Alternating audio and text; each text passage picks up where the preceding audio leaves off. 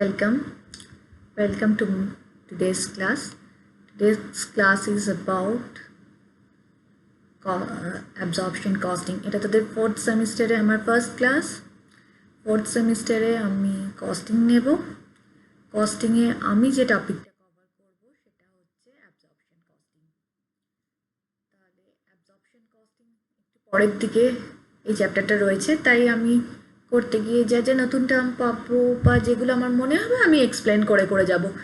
তোরা তো cost already second সেমিস্টারে পড়ে এসেছিস, সেকেন্ড সেমিস্টারে কিছু সিমিলারিটিস পাবি, সুতরাং সেগুলো যে বলে বলে আমি যাব, আর তারপরে যদি কিছু তোদের মনে হয় তোরা আমাকে জিজ্ঞেস করে নিতে পারিস।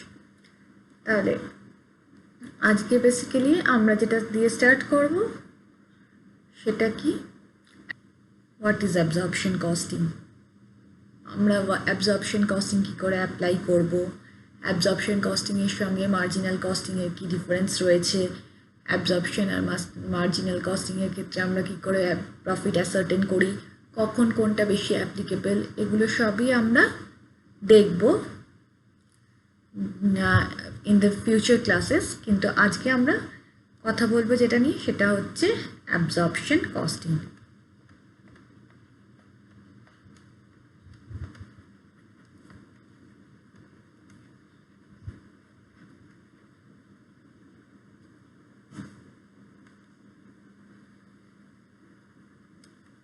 প্লিজ হাতের লেখাটা বুঝতে পারলেই যথেষ্ট, হাতের লেখার জন্য কিছু মনে করিস না, কেন ঠিকমতো লেখা যায় না।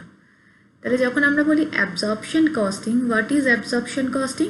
অ্যাবজর্পশন কস্টিংয়ে কী হয়, পুরো কস্টটাকে আমরা প্রোডাক্টের মধ্যে অ্যাবজর্ব করি। We will absorb the whole cost to the production, to the product. যে প্রোডাক্টটা আমরা তৈরি করছি সেই প্রোডাক্টের মধ্যে আমরা পুরো কস্টটাকে অ্যাবজর্ব করাচ্ছি। এখানে কস্ট বলতে কি বোঝাচ্ছে? All cost. All cost are absorbed in the product by absorption costing technique. Absorption costing technique হলো সেই কস্টিং টেকনিক যেখানে আমার পুরো কস্টটাকে, সব কস্টটাকে আমরা প্রোডাক্টের মধ্যে ইনক্লুড করে দিই। এবার এই কস্ট বলতে আমরা কি বোঝাচ্ছি? All cost. এই অল কস্টের মধ্যে কি আছে?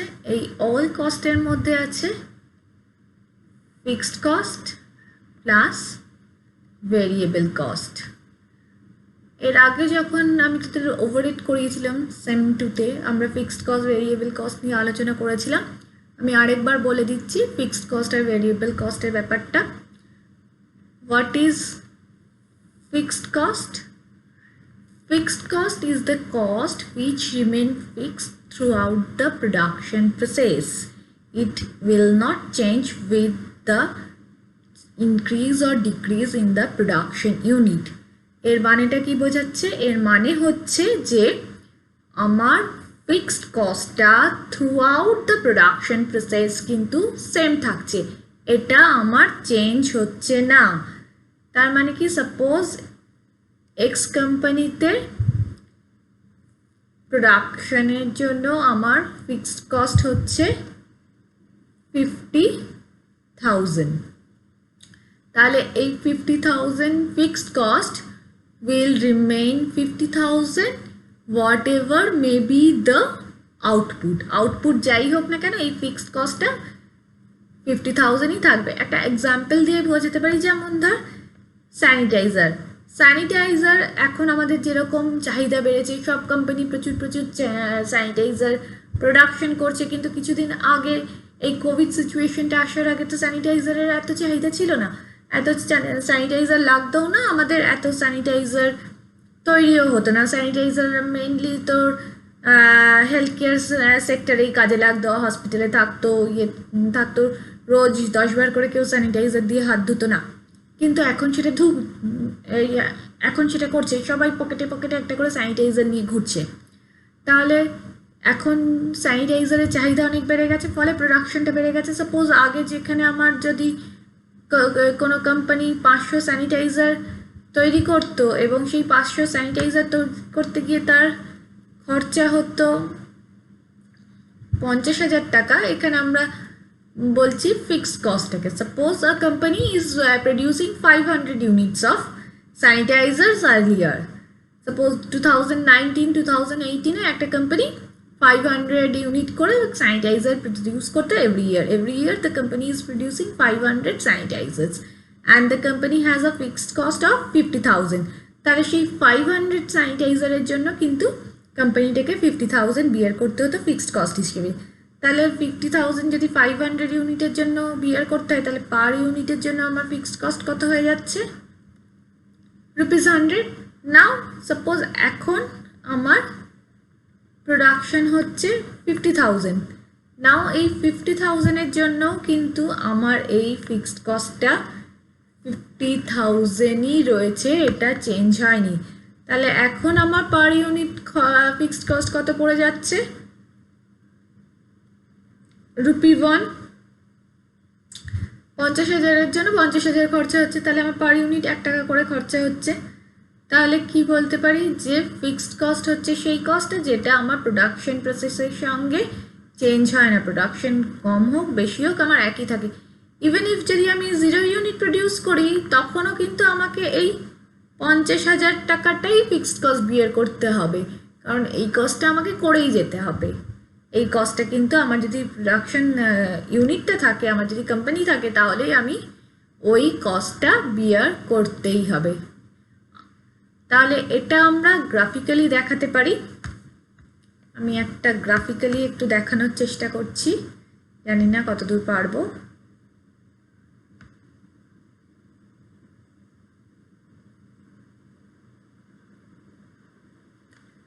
এটা আমার এক্স অ্যাক্সিস আর এটা হচ্ছে ওয়াই অ্যাক্সিস। এখানে আমরা কস্টটাকে মেজার করছি, এখানে আমরা আউটপুটটা মেজার করছি। তাহলে আমরা ওয়াই অ্যাক্সিসে কস্ট আর এক্স অ্যাক্সিসে আউটপুট মেজার করছি।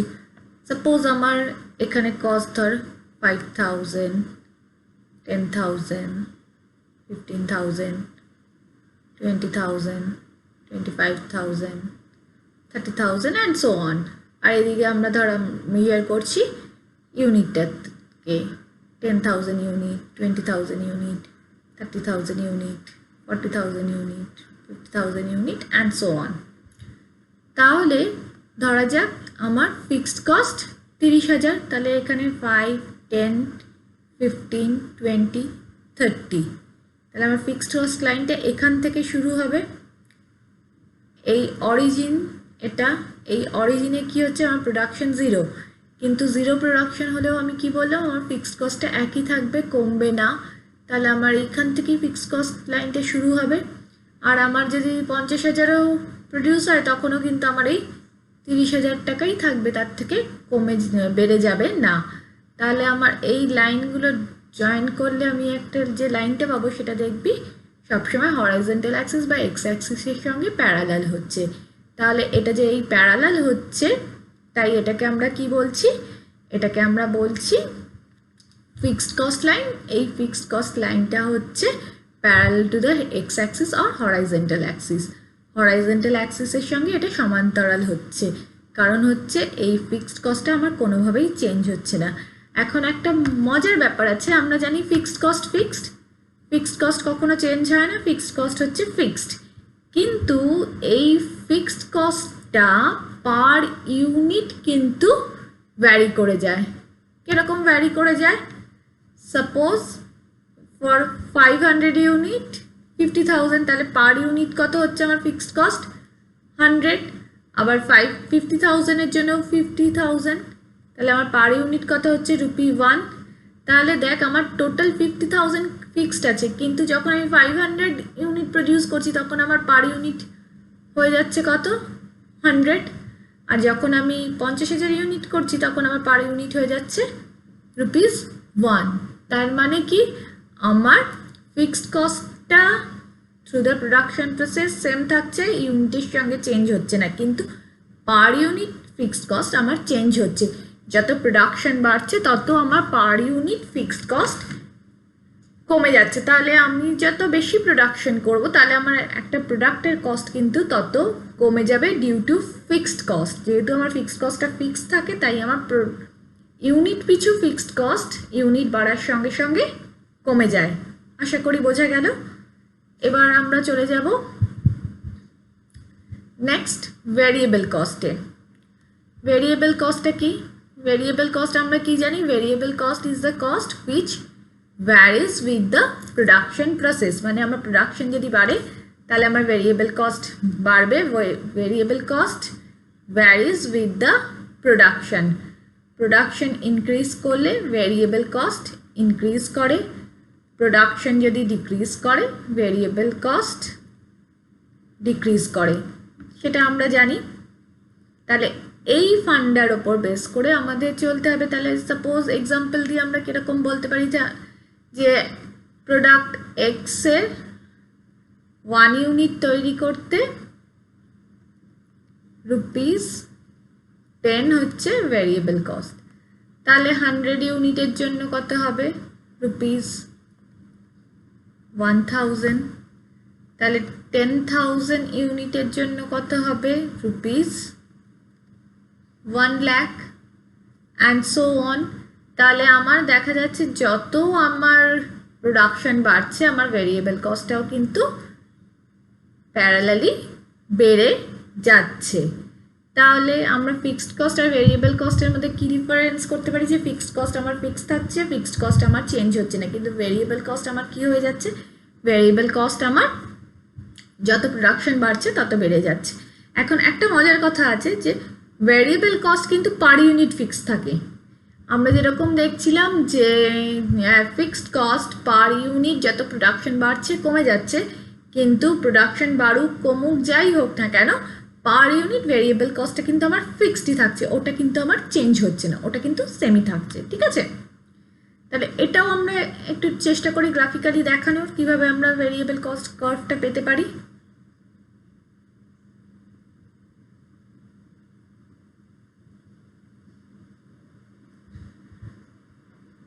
এটা আমার এক্স অ্যাক্সিস, এটা আমার ওয়াই অ্যাক্সিস, এটা আমার আউটপুট।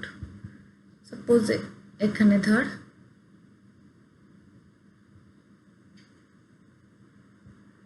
1,00,000, 2,00,000, 3,00,000, 4,00,000, 5,00,000 and so on। আর এদিকে ধর 5,000, 10,000, 15,000, 20,000, 25,000 and so on। আমরা যদি এই এক্সাম্পলটাই নিই, এখানে আমার 10,000-এর জন্য 1,00,000 লেগেছে, তাহলে 10,000 আর 1,00,000 এখানে একটা পয়েন্ট পাবো। তাহলে 20,000-এর জন্য আমার কত লাগবে? 2,00,000, তাহলে এখানে একটা পাবো পয়েন্ট। তাহলে এই পয়েন্টগুলো, আর আমার ভেরিয়েবল কস্ট যদি আমার প্রোডাকশন 0 হয় তাহলে আমার ভেরিয়েবল কস্টও কিন্তু 0 হবে। তাহলে আমার ভেরিয়েবল কস্ট কার্ভ লাইনটা কোথায় শুরু হবে? এই অরিজিন থেকে শুরু হবে। যেহেতু আমার যদি কোনো প্রোডাকশন না থাকে তাহলে কিন্তু আমার ভেরিয়েবল কস্টটা 0 হয়, তাই আমার ভেরিয়েবল কস্ট লাইনটা কিন্তু আমার 0 থেকে শুরু হয়ে যাচ্ছে। তাহলে আমার শুরু হবে এখান থেকে। এই যে পয়েন্টগুলো পেয়েছি আমরা, এগুলো জয়েন করে উপরে উঠে যাবে, এটা হচ্ছে আমার ভেরিয়েবল কস্ট লাইন। তাহলে ভেরিয়েবল কস্ট লাইনটা কিরকম দেখতে হচ্ছে? Variable cost line is a upward rising straight line. It is a upward rising line which increases as production increases। তাহলে প্রোডাকশন যখন ইনক্রিজ করছে আমার ভেরিয়েবল কস্টটাও ইনক্রিজ করছে, তাহলে এটা ওই জন্য একটা আপওয়ার্ড রাইজিং লাইন হচ্ছে। এবার আমরা চলে আসি, বেসিক্যালি আমাদের তো কিছু থিওরিটিক্যালি দেখতে হয়, তাহলে দেখে নিই আমাদের কি বলছে। অ্যাবজর্পশন কস্টিংটা কি? আমি এতক্ষণ যেটা বললাম সেটাই দেখে নে একবার। এখানে কি বলে দেওয়া আছে? এখানে বলে দেওয়া আছে under absorption costing all cost both variable and fixed cost are charged to the product for cost determination। তাহলে আমাদের এখানে কস্ট কি করে ডিটারমিন করছি? অল কস্ট প্রোডাক্টে চার্জ করে। অল কস্টের মধ্যে কি থাকছে? Both variable and fixed. তাহলে all cost, variable cost, fixed cost এগুলো আমাদের অলরেডি আলোচনা করা হয়ে গেছে। আর charge to the product for cost determination. বোঝা গেল? এবার কয়েকটা পয়েন্ট যদি আমরা এটা পয়েন্ট করে লিখি তাহলে ফার্স্ট পয়েন্ট কি পাচ্ছি, in case of absorption costing all costs are identified with product manufacture.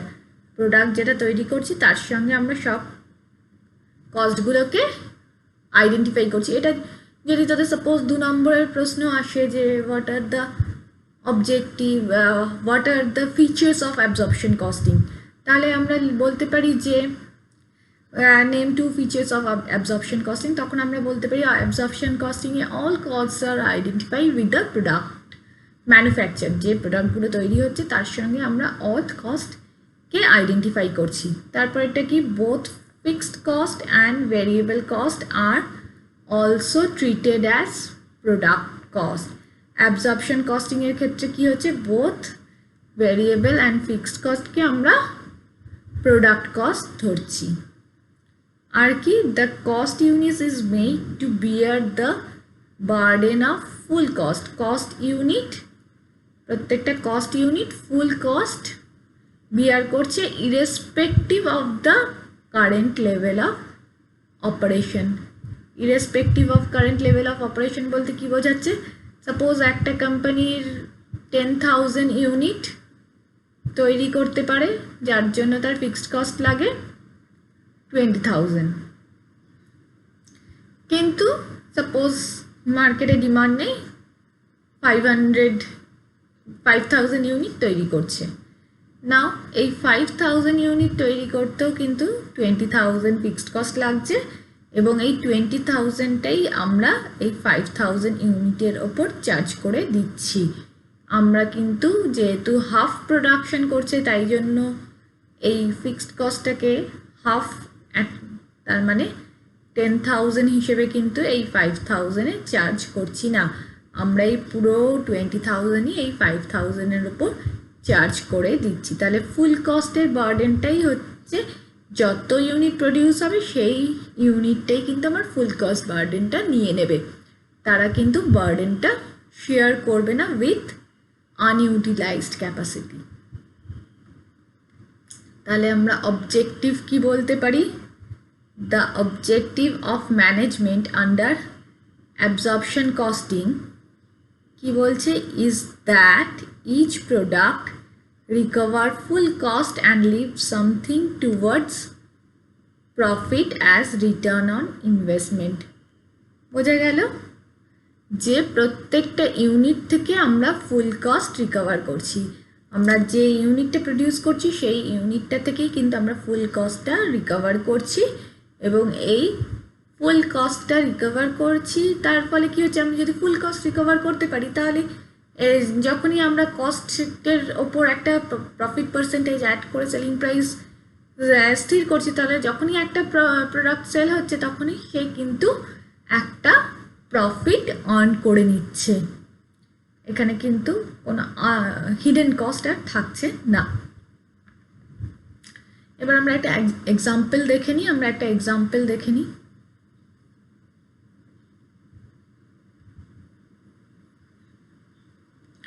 দেখ এখানে একটা এক্সাম্পল দেওয়া আছে, সেখানে কি বলে দেওয়া আছে, আ কোম্পানি ম্যানুফ্যাকচার 3 প্রোডাক্টস। 3 প্রোডাক্টসের মধ্যে কী কী রয়েছে, 3টে প্রোডাক্ট হচ্ছে এ, বি আর সি, এই 3টে প্রোডাক্ট তৈরি করছে।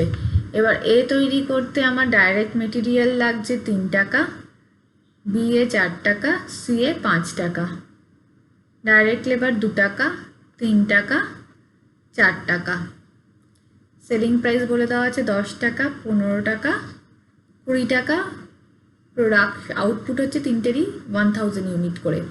এখানে ইম্পর্টেন্ট হচ্ছে বলে দিয়েছে, দেখ overhead 9,000 of which 6,000 fixed and rest is variable, তার মানে 6,000 fixed আর 3,000 variable। আর কি বলে দিয়েছে, it is decided to apportion the cost over different product in the ratio of output তাহলে আমার কি বলছে, রেশিও অফ আউটপুটে আমার কস্টগুলোকে ডিস্ট্রিবিউট করতে হবে প্রোডাক্টগুলোর মধ্যে। আর কি বলে দিয়েছে, কি বের করতে হবে আমাকে, you are required to prepare a separate statement showing cost of each product and profit according to absorption costing. আমাকে তাহলে একটা স্টেটমেন্ট করতে হবে যেখানে আমার কস্ট এবং প্রফিটটা আমরা দেখাতে পারবো। আচ্ছা, তাহলে আমরা স্টেটমেন্টটা তৈরি করে ফেলি। আমরা যে স্টেটমেন্টটা তৈরি করব, আমি প্রোডাক্ট এটা করে দেখাচ্ছি, প্রোডাক্ট বি আর সি তোরা নিজেরা করবি, করতে গিয়ে যদি কোনো অসুবিধে হয় তাহলে আমাকে দেখিয়ে নিবি, বা নিজেরা করে নিয়ে আমাকে দেখালে আমি ডেফিনেটলি দেখে দেব যদি আমাকে দেখাস। তাহলে এখানে কি লিখব, স্টেটমেন্ট শোয়িং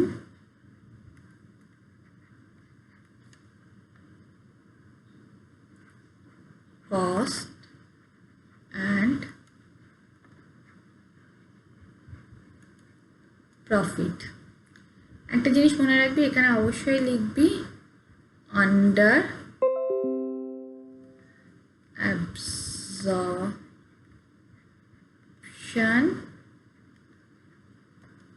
কস্টিং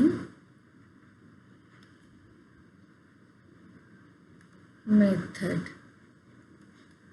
অনেক রকম কস্টিং টেকনিক আছে, আমরা এখানে অ্যাবজর্পশন কস্টিংটা ইউজ করছি, তাই এখানে আমরা লিখে দেবো অ্যাবজর্পশন কস্টিং মেথড।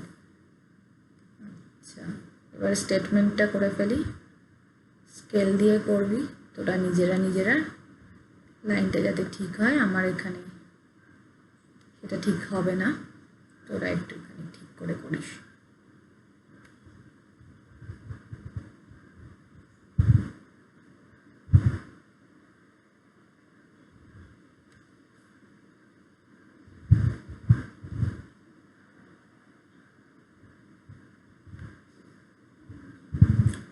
এটা হচ্ছে particulars,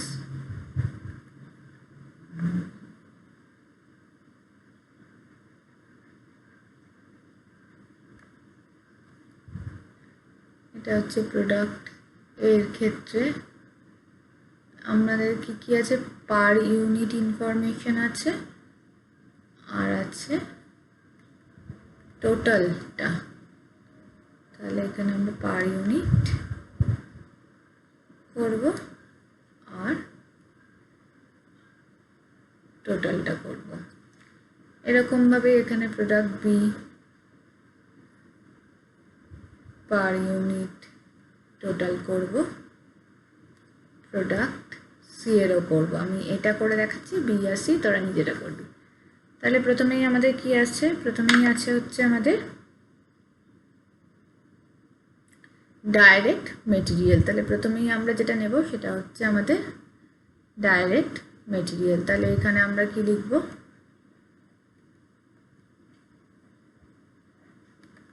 direct material.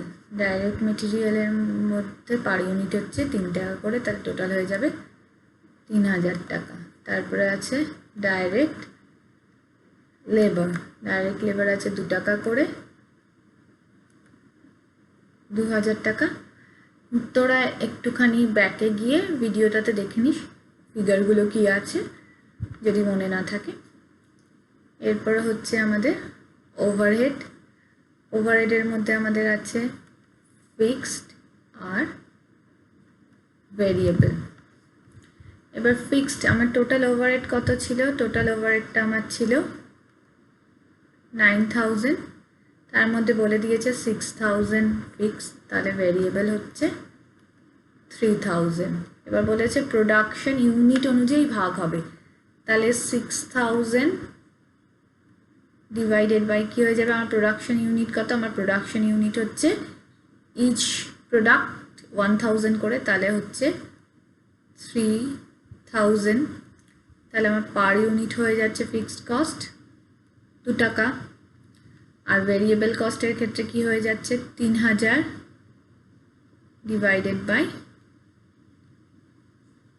3000 equal to হয়ে যাচ্ছে ₹1 পার ইউনিট।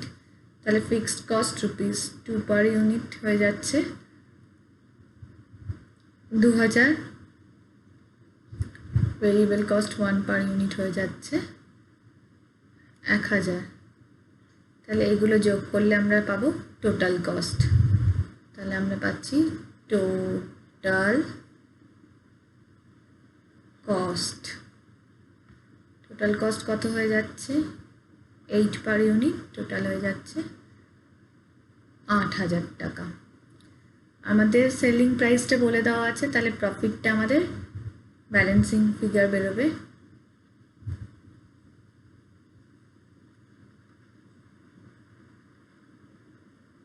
আর সেলস কত হচ্ছে